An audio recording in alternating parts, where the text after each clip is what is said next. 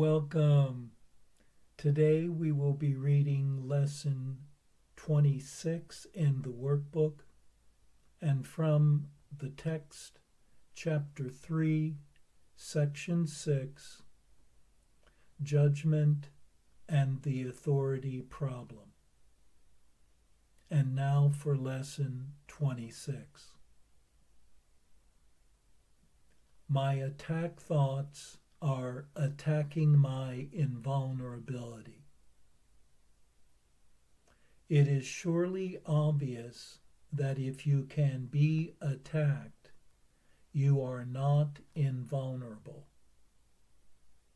You see attack as a real threat. That is because you believe that you can really attack.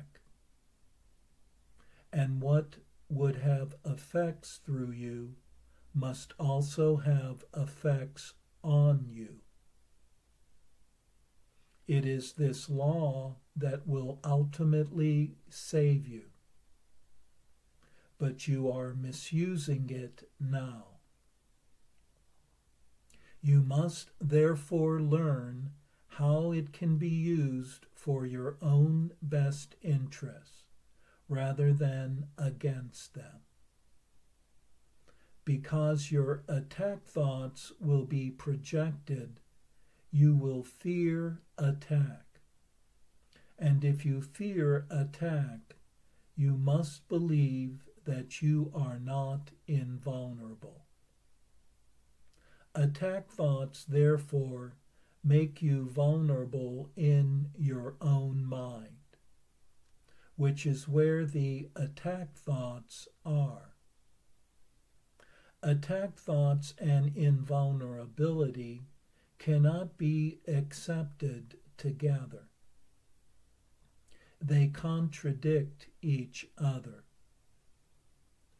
The idea for today introduces the thought that you always attack yourself first. If attack thoughts must entail the belief that you are vulnerable, their effect is to weaken you in your own eyes. Thus, they have attacked your perception of yourself. And because you believe in them, you can no longer believe in yourself. A false image of yourself has come to take the place of what you are. Practice with today's idea will help you to understand that vulnerability or invulnerability is the result of your own thoughts. Nothing except your thoughts can attack you. Nothing except your thoughts can make you think you are vulnerable. And nothing except your thoughts can prove to you this is not so. 6 practice periods are required in applying today's idea. A full 2 minutes should be attempted for each of them, although the time may be reduced to a minute if the discomfort is too great. Do not reduce it further.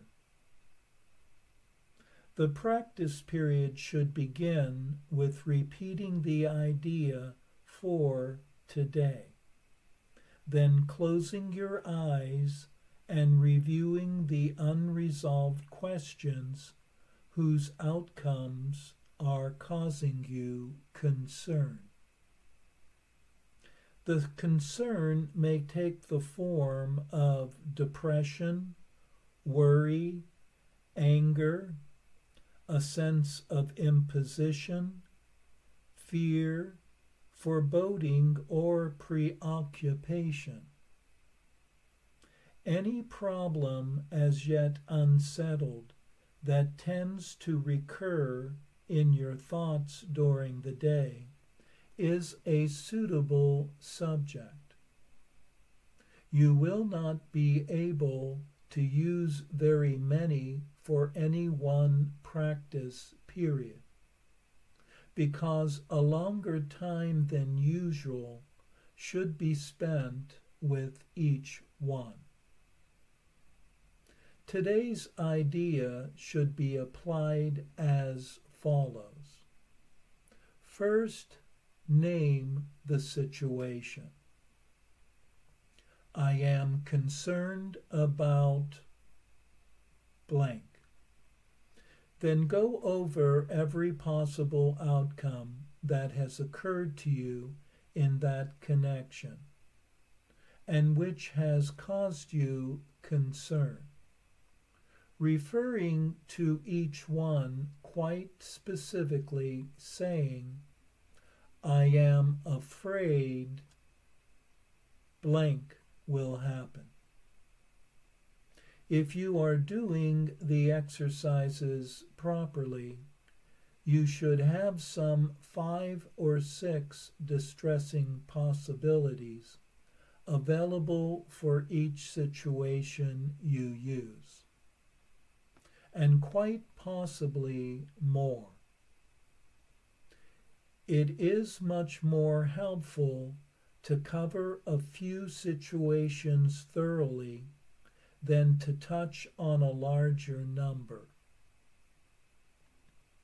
As the list of anticipated outcomes for each situation continues, you will probably find some of them, especially those that occur to you toward the end, less acceptable to you.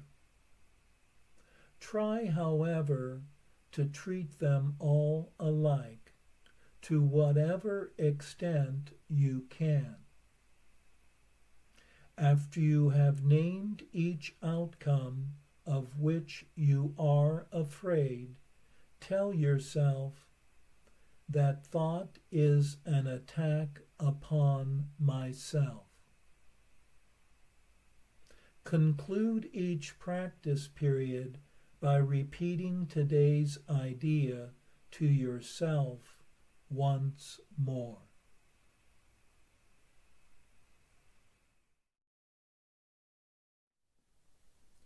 When one holds attack thoughts and judgments toward others, one does not believe the attack thoughts have any effects on oneself.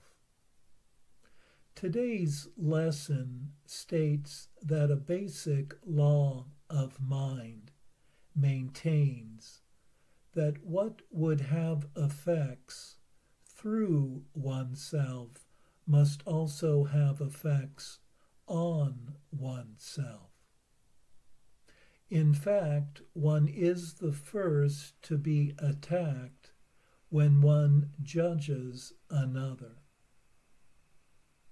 And by believing that attack is possible, one has made oneself vulnerable. A false image of oneself has come to take the place of what one truly is. One has attacked one's perception of oneself, and not recognizing that one is only doing it to oneself, one further blames the other for the fearful feelings arising in oneself, and hence justifying further attacks. And thus a circle of attack is created.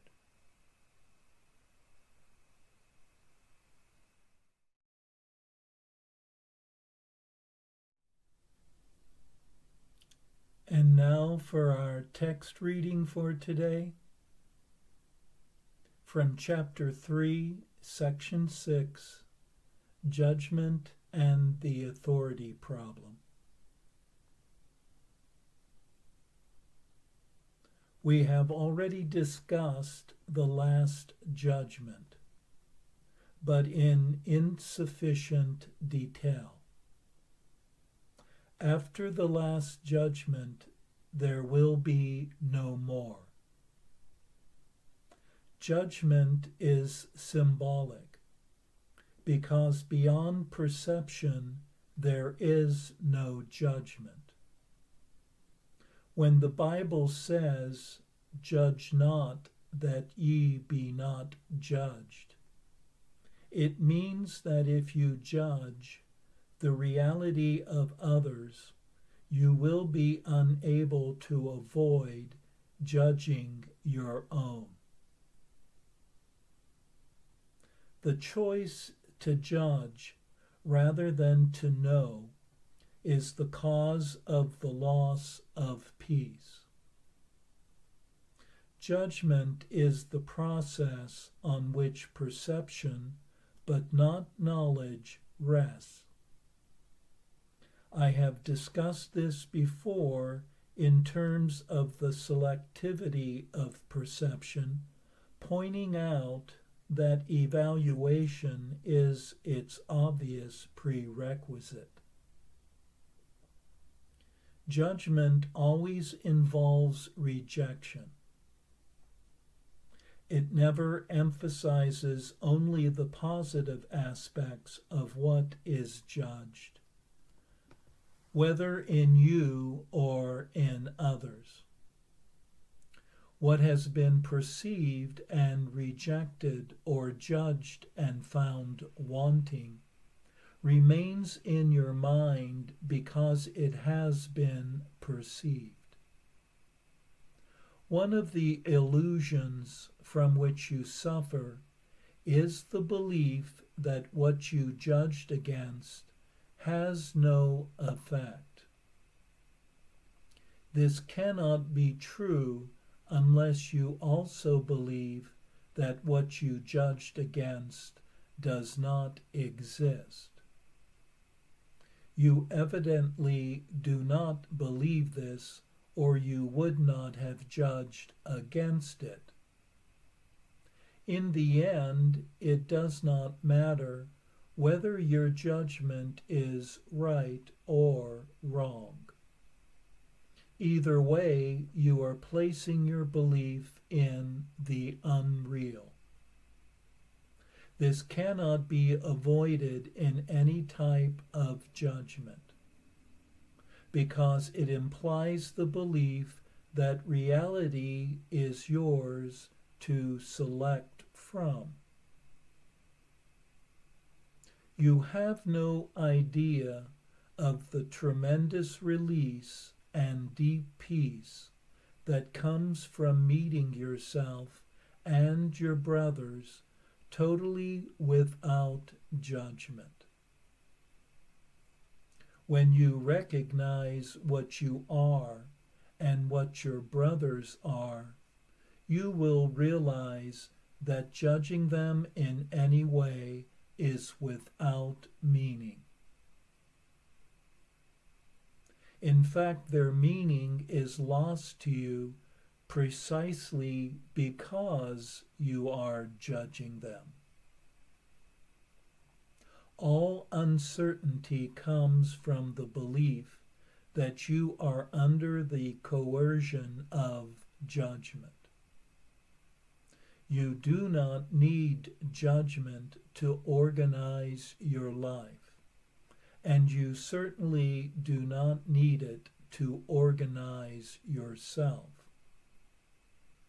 In the presence of knowledge, all judgment is automatically suspended, and this is the process that enables recognition to replace perception.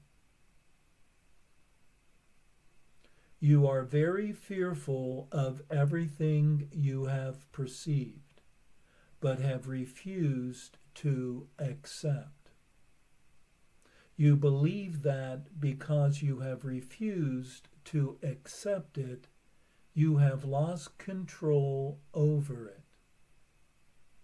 This is why you see it in nightmares or in pleasant disguises in what seem to be your happier dreams. Nothing that you have refused to accept can be brought into awareness. It is not dangerous in itself, but you have made it seem dangerous to you. When you feel tired, it is because you have judged yourself as capable of being tired. When you laugh at someone, it is because you have judged him as unworthy. When you laugh at yourself, you must laugh at others, if only because you cannot tolerate the idea of being more unworthy than they are. All this makes you feel tired because it is essentially disheartening. You are not really capable of being tired, but you are very capable of wearying yourself. The strain of constant judgment is virtually intolerable. It is curious that an ability so debilitating would be so deeply cherished. Yet if you wish to be the author of reality, you will insist on holding on to judgment. You will also regard judgment with fear, believing that it will someday be used against you. This belief can exist only to the extent that you believe in the efficacy of judgment as a weapon of defense for your own authority. God offers only mercy. Your words should reflect only mercy, because that is what you have received and that is what you should give. Justice is a temporary expedient, or an attempt to teach you the meaning of mercy. It is judgmental only because you are capable of injustice. I have spoken of different symptoms, and at that level there is almost endless variation. There is, however, only one cause for all of them: the authority problem. This is the root of all evil.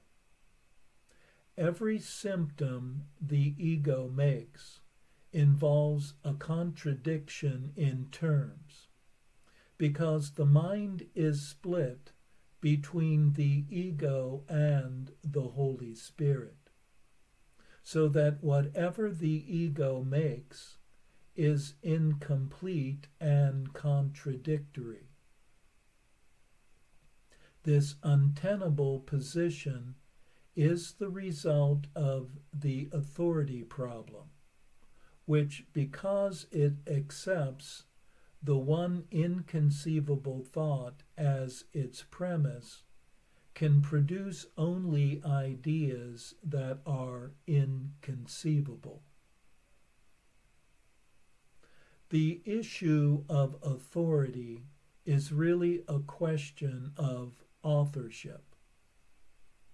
When you have an authority problem, it is always because you believe you are the author of yourself and project your delusion onto others. You then perceive the situation as one in which others are literally fighting you for your authorship. This is the fundamental error of all those who believe they have usurped the power of God. This belief is very frightening to them, but hardly troubles God. He is, however, eager to undo it, not to punish his children, but only because he knows that it makes them unhappy. God's creations are given their true authorship, but you prefer to be anonymous when you choose to separate yourself from your author. Being uncertain of your true authorship, you believe that your creation was anonymous. This leaves you in a position where it sounds meaningful to believe that you created yourself. The dispute over authorship has left such uncertainty in your mind that it may even doubt whether you really exist at all. Only those who give over all desire to reject can know that their own rejection is impossible. You have not usurped the power of God, but you have lost it. Fortunately, to lose something does not mean that it has gone. It merely means that you do not remember where it is. Its existence does not depend on your ability to identify it, or even to place it. It is possible to look on reality without judgment and merely know that it is there. Peace is a natural heritage of spirit. Everyone is free to refuse to accept his inheritance, but he is not free to establish what his inheritance is. The problem everyone must decide is the fundamental question of authorship. All fear comes ultimately and sometimes by way of very devious routes from the denial of authorship. The offense is never to God, but only to those who deny him. To deny his authorship is to deny yourself the reason for your peace, so that you see yourself only in segments. This strange perception is the authority problem. There is no one who does not feel that he is imprisoned in some way. If this is the result of his own free will, he must regard his will as not free, or the circular reasoning in this position would be quite apparent. Free will must lead to freedom. Judgment always imprisons because it separates segments of reality by the unstable scales of desire. Wishes are not facts. To wish is to imply that willing is not sufficient. Yet no one in his right mind believes that what is wished is as real as what is willed. Instead of seek ye first the kingdom of heaven, say, will ye first the kingdom of heaven? And you have said, I know what I am, and I accept my own inheritance.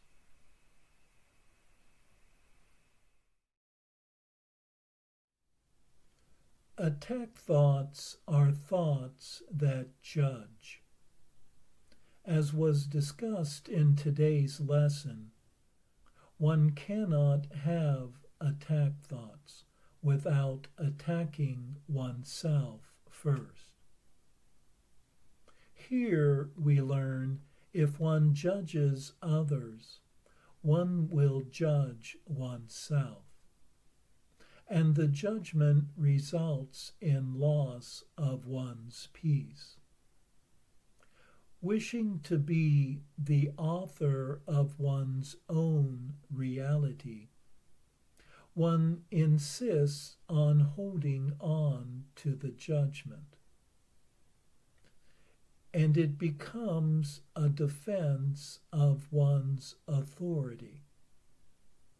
Yet this defense is a two-edged sword, for it will also instill fear in oneself. By the belief, it will someday be used against oneself. One believes one has usurped the power of one's Creator. Believing one has the ability to make oneself into whatever one chooses,